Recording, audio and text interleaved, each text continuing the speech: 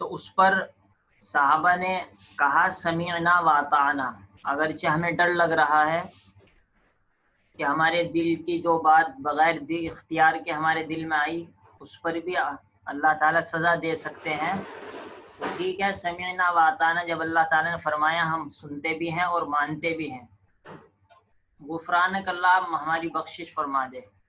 تو اللہ تعالیٰ نے ابھی اس آیت میں یہ فرمایا کہ نہیں، ایسی بات نہیں ہے کہ جو دل میں کوئی چیز آئے اور آدمی نے اس کا ارادہ بھی نہ کیا ہو، مثال کے طور پر غلط وسوسہ آ گیا، جھوٹ بولنے کا ارادہ ذہن میں آ گیا، غلط کام کرنے کا ارادہ ذہن میں آ گیا، حالانکہ ارادہ کیا نہیں، خود بخود وہ آیا ہے ذہن میں، تو اللہ تعالیٰ نے اس آیت میں اس پچھلی آیت سے جو شبہ ہو رہا تھا کہ جو تمہارے دل میں بات آئے گی اس کا بھی حساب لیں گے، اس شبہ کو ختم فرما دیا اور اس سوال کا جواب دے دیا کہ نہیں، اللہ تعالیٰ کسی بھی جان کو مکلف نہیں بناتے، ذمہ دار نہیں بناتے مگر اس کی طاقت کے بقدر، اور دل میں جو تمہارے وسوسے آتے ہیں تم ان کو ایسی طاقت نہیں رکھتے کہ وہ تمہارے وسوسے نہ آئے، لہذا ان وسوسوں پر تمہاری پکڑ نہیں ہوگی۔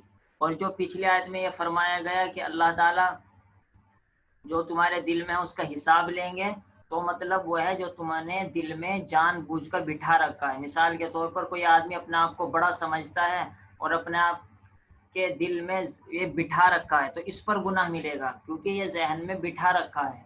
اور اگر غیر اختیاری طور پر انجانے میں یہ بات ذہن میں آئے کہ میں بڑا ہوں اور وہ ارادہ یہ کر رہا ہے کہ نہیں میں بڑا نہیں ہوں، تو اس پر گناہ نہیں ملے گا۔ تو یہ پیچھے ماقبل سے اس آیت کا تعلق ہو گیا اور یہ اس کا شان نزول بھی ہو گیا۔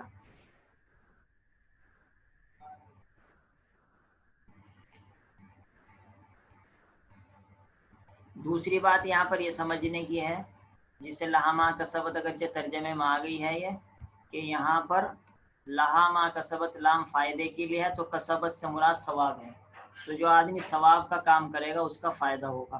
وعلیہا اللہ نقصان کے لیے ہے، تو اکتسبت سے کم گناہ کرنا مراد ہوگا، اللہ تعالیٰ فرما رہے جو گناہ کرے گا اس پر نقصان پڑے گا۔ اب ایک بات اہم یہاں سمجھنے کی ہے کہ اللہ تعالیٰ نے نیکی کے لیے تو کہا کسبت اور برائی کا لگا اکتسبت، دونوں میں فرق ہے۔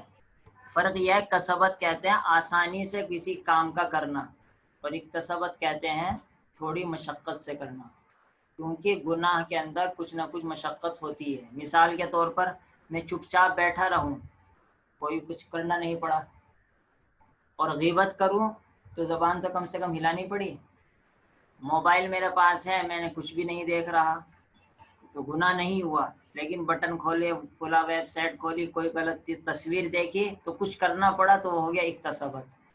تو گناہ میں عام طور پہ کچھ کرنا پڑتا ہے، اور ثواب میں یعنی گناہ سے بچنے کے لیے، گناہ سے بچنا ہی ثواب ہے، گناہ سے بچنے کے لیے کچھ کرنا نہیں پڑتا، اس وجہ سے یہاں کسبت اور یہاں پر اکتسبت کہا، گویا کہ یہ اشارہ فرمایا کہ نیکی کرنا آسان ہے اور آسان ہونا چاہیے ایسا ماحول بناؤ، اور گناہ کرنا مشکل ہے اور مشکل ہونا چاہیے ایسا ماحول بناؤ۔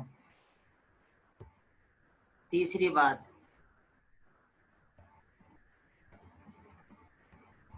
یہاں پر یہ سمجھیے کہ اللہ تعالیٰ فرما رہے ہیں کہ ہر آدمی کو وہی ملے گا جو اس نے کمایا، تو اس کا مطلب یہ ہے کہ اگر کوئی دوسرا کام کرے گا تو اس کو نہیں پہنچے گا۔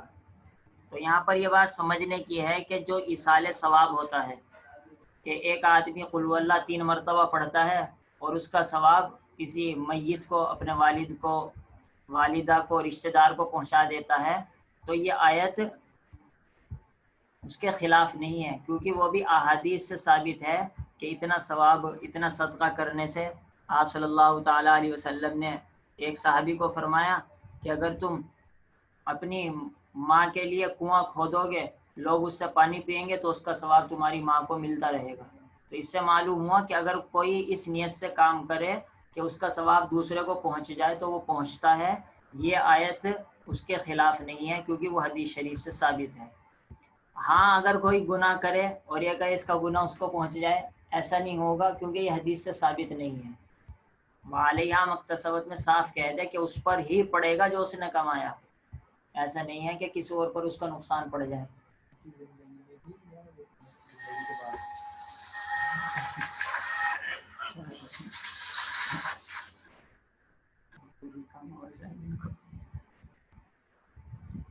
ربنا لا تؤاخذنا ان نسینا واخطأنا، اے ہمارے رب، یہ 3 باتیں ہو گئی. لا تؤاخذنا ان نسینا واخطأنا، اگر ہم نے غلطی کی، ان نسینا اگر ہم بھول گئے، مثال کے طور پر آدمی کے ذہن ہی میں نہیں رہا کہ مجھے نماز پڑھنی ہے اور نماز کا وقت نکل گیا، تو اس پر گناہ نہیں ہے.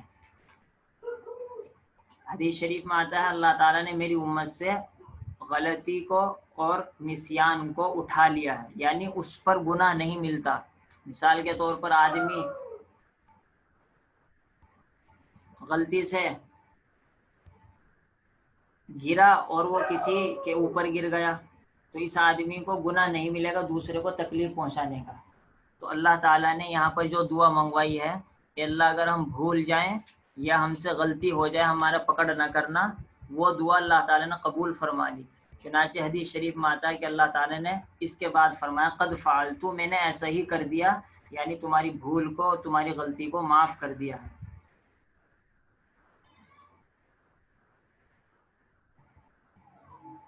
یہ تفسیر کی 4 باتیں ہو گئی. اب ہم نصیحت کا ٹاپک لیتے ہیں. تو اس میں سب سے پہلی بات تو یہ ہے لا یکلف اللہ نفسا الا وسعہا سے ہم کو نصیحت ملتی ہے کہ آدمی جو یہ بہانے بناتا ہے کہ جی میرے بس سے باہر کی بات ہے، میں کہاں نیک کام کر لوں گا اور یہ تو بہت مشکل کام ہے، تو یہ سب شیطان کے دھوکے ہیں. کیونکہ اللہ تعالیٰ فرما رہے ہیں کہ ہم کسی کو اس کی طاقت سے زیادہ مکلف نہیں بناتے، لہٰذا جو اللہ نے حکم دے رکھے ہیں وہ ہمارے بس میں ہیں، اور جو ہم نہیں کرتے وہ سب شیطانی دھوکہ ہے. پہلی نصیحت تو یہ. دوسری نصیحت یہ کہ ہم کو بھی دوسروں کو ایسا حکم نہیں دینا چاہیے جو ان کے بس میں نہ ہو. جیسا کہ جو فیکٹری والے ہوتے ہیں وہ مزدوروں سے بعض مرتبہ اتنا کام لے لیتے ہیں کہ ان کے بس میں بھی نہیں ہوتا. یہ چھوٹے بچوں سے ہی اتنا کام لے لیتے ہیں جو ان کے بس میں نہیں ہوتا، یا اپنی اولاد سے ہی بعض مرتبہ اتنا کام لے لیتے ہیں جو ان کی بس میں نہیں ہوتا. اس وجہ سے یہ غلط طریقہ ہے. جب اللہ کا قانون یہ ہے ہمیں بھی اپنا یہی قانون بنانا چاہیے. تیسری نصیحت لہامہ کا ثواب کرنے سے، نیکی کرنے سے اپنا فائدہ ہے. بہت سے لوگ نیکی کرتے ہیں اور دوسرے پر احسان جتاتے ہیں کہ میں نیک بن رہا ہوں تیرا فائدہ ہے. تو آدمی جو بھی نیک کام کرے اس میں سمجھے اس میں میرا فائدہ ہے اور دوسروں پر احسان نہ جتائے. اور وعلیہا مکتسبت، چوتھی نصیحت یہ کہ جو گناہ کرے گا اس کا نقصان تیرے اوپر پڑ کر رہے گا اور دوسروں کو کوئی نقصان نہیں ہونے والا ہے، اس وجہ سے گناہوں سے بچے. اور پانچویں بات اسی سے یہ نکلتی ہے کہ دنیا میں جو فیشن چل رہا ہے یا دنیا کا جو طریقہ چل رہا ہے، دنیا کی جو عادت چل رہی ہے، اس کی وجہ سے پریشان نہ ہو، بلکہ یہ سوچے کہ جو میں نیکی کر رہا ہوں تو اس کا بدلہ بھی مجھے ملے گا، اور جو میں گناہ کر رہا ہوں اس کا بدلہ بھی مجھ کو ملے گا. مجھے زمانے سے کیا لینا دینا کہ زمانہ ادھر چل رہا ہے یا ادھر چل رہا ہے. عورتیں خاص طور سے سوچتی ہے کہ پردہ اب نہیں چل رہا ہے لہذا پردہ کرنا نہیں چاہیے، کہ لہامہ کسبت وعلیہا مکتسبت، تمہارے اوپر پڑے گی وہ چیز جو تم گناہ کرو گے. اب فیشن اگر چل رہا ہے، یہ ماحول اگر نہیں ہے تو یہ نہیں ہے، تمہارے اوپر نہیں پڑے گا. چھٹی نصیحت ربنا سے وہی ملتی ہے کہ ہم کو دعا میں ربنا استعمال کرنا چاہیے. ساتویں نصیحت ہم کو ملتی ہے کہ اگر ہم سے غلطی سے بھی اور بھول سے بھی کوئی غلطی ہو جائے اس میں بھی اللہ سے معافی مانگنی چاہیے. کیونکہ اللہ تعالیٰ نے فرمایا لا تؤاخذنا، ہم سے کہلوا رہے کہ یہ کہو کہ پکڑ نہ کرنا ہماری اگر غلطی ہو گئی اور اگر ہم سے بھول ہو گئی. تو اس سے معلوم ہوا جو غلطی سے گناہ ہو جائے، بھولے سے گناہ ہو جائے، اس کی بھی معافی مانگنی چاہیے. اب جو جان بوجھ کر کرتے ہیں ان کو تو کتنی زبردست معافی مانگنی چاہیے، آپ اس سے اندازہ لگا سکتے ہیں. کتنی نصیحت ہو گئی؟ 6 ہو گئی. ساتویں نصیحت نسینا سے ہم کو ملتی ہے کہ جب اللہ تعالیٰ نے ہمارے بھول چوک کو معاف کر دیا، ہم بھی دوسروں کی بھول چوک کو معاف کریں. کیونکہ بھول انسان کے بس میں نہیں ہوتی، لہذا ہم کو بھول معاف کر دینی چاہیے. نمبر 8 اختانہ سے ہم کو نصیحت ملی کہ جب اللہ ہماری ایسی غلطی کو معاف یہاں پر کر رہے ہیں کہ جس کا ارادہ نہیں کیا، تو خاص طور سے ہمیں بھی ایسی غلطی کو معاف کر دینا چاہیے جلدی ایک دم، جس نے اس کا ارادہ نہیں کیا. مثال کے طور پر بچے نے گلاس کانچ کا لے رکھا ہے اور اتفاق سے اس کو ٹھوکر لگی اور وہ گلاس ٹوٹ گیا، تو اگر اس میں غلطی نہیں ہے تو اس کو تو ایک دم معاف کر دیا جائے. ہاں اگر غلطی ہو تو تنبیہ کی جا سکتی ہے تاکہ وہ آئندہ اس کا خیال رکھے، لیکن اگر اس سے کچھ بھی غلطی نہیں ہوئی پھر تو اس کو مارنا بھی نہ چاہیے. تو یہ 8 نصیحتیں ہم کو اس 3-4 جملوں سے ملتی ہیں. اب وقت پورا ہو چکا ہے، اب آپ کو سوالات کی اجازت دی جاتی ہے، آپ سوال کر سکتے ہیں.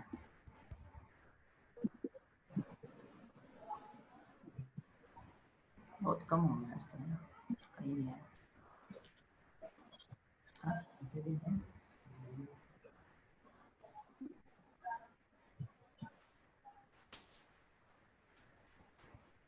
جی جو سوال کرنا ہو کر لیجئے، ہم دعا کرا لیتے ہیں.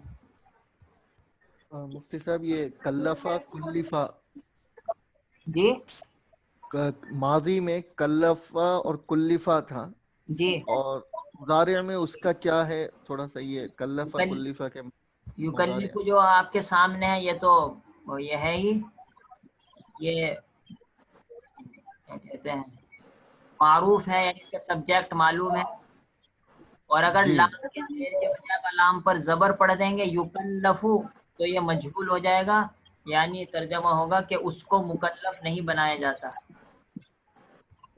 ٹھیک ہے.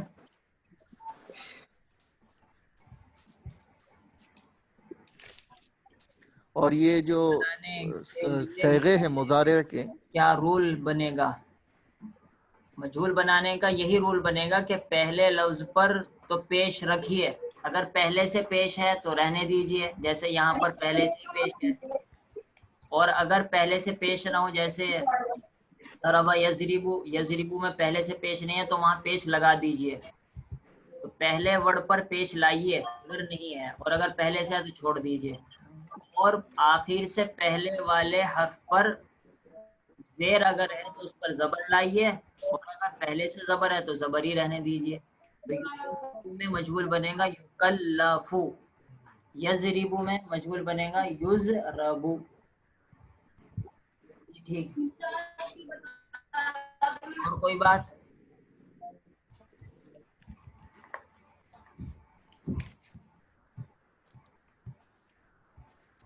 یضربو کے مثال میں ید ریبو آئے گا کہ یضربو؟ نہیں، یضربو آئے گا. معروف یضربو ہے اور مجہول یضربو ہے. اچھا، تو یہ الفاظ پہلے سے طے ہے کہ یضربو ہے؟ جی جی ہاں، یہ تو ہم عرب والے جس طریقے سے بولتے ہیں ہم اسی طریقے سے بولیں گے، اس کے لیے کوئی گرامر اور کوئی قاعدہ نہیں ہے. جی یہ ڈکشنری کا مسئلہ ہے کہ ڈکشنری میں جیسے لکھا ہوا ہوگا ہم کو ویسا بولنا پڑے گا. یضربو اگر بولیں گے تو یضربو ہی ہم کو بولنا پڑے گا. اور یہ مضارع کے جو گردان تھے یکلف یکلفانی، جی اس میں تکلفانی تینوں کے لیے آیا، تھرڈ پرسن، سیکنڈ پرسن، مذکر مؤنث سب کے لیے. جی جی ہاں جی تسنیہ. جی تینوں کے لیے آیا ہے. ہاں تینوں کا سیم ہو گیا، آپ صحیح کہہ رہے. یہ ٹھیک ہے. جی ٹھیک ہے، اب دعا کر لیتے ہیں. الحمد للہ رب العالمین الرحمن الرحیم مالک یوم الدین ایاک نعبد و ایاک نستعین ایاک نعبد و ایاک نستعین اهدنا الصراط المستقیم صراط الذین انعمت علیہم غیر المغضوب علیہم ولا الضالین. اللهم صل على سيدنا مولانا محمد وعلى آل سيدنا مولانا محمد وبارك وسلم واعف عنا واغفر لنا وارحمنا أنت مولانا فانصرنا على القوم الكافرين. اللهم إنا نسألك الجنة ونعوذ بك من النار. یا اللہ ہمارے گناہوں کو معاف فرما، یا اللہ ہم کو ہدایت عطا فرما، یا اللہ ہمارے لیے قرآن کو پڑھنا آسان فرما دیجئے، یا اللہ ہمارے لیے قرآن پڑھنا آسان فرما دے، یا اللہ ہمارے دلوں کو قرآن کے لیے کھول دیجئے، یا اللہ ہمارے دلوں کو قرآن کے لیے کھول دیجئے، یا اللہ ہم کو اپنی بارگاہ میں قبول فرما لے. یا اللہ جو قرآن کریم میں نصیحتیں مل رہی ہیں اللہ اس پر عمل کرنے کی توفیق عطا فرما. ربنا آتنا فی الدنیا حسنہ وفی الآخرۃ حسنہ وقنا عذاب النار. ربنا لا تؤاخذنا ان نسینا او اخطأنا. سبحان اللہ وبحمدہ سبحانک اللہم وبحمدک نشہد ان لا الہ الا انت نستغفرک ونتوب الیک سبحان ربک رب العزة عما یصفون وسلام علی المرسلین والحمد للہ رب العالمین آمین برحمتک یا رب